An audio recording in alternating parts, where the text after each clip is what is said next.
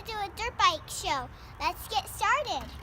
This dirt bike is a Razor, and we have gas power ones, but we can only ride these ones. So this is a switch and on switch.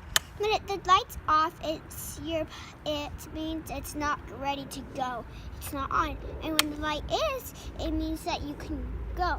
And right here, up here is the brakes. And I can't really use the brakes that much,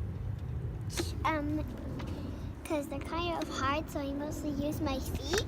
And this right here is the switch. When you turn it, it makes it go. And I can't really do it or move. And so number 5. Yeah. And this is like, and it's down here. A Max 350. If you guys want to buy that. To number 5.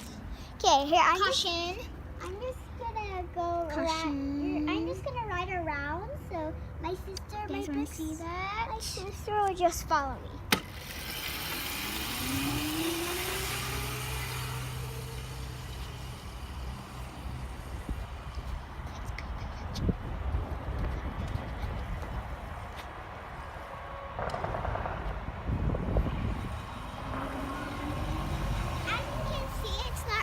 Pretty fast since the electric ones don't go that fast, but the gas powered ones do. So we're just gonna ride back into the garage.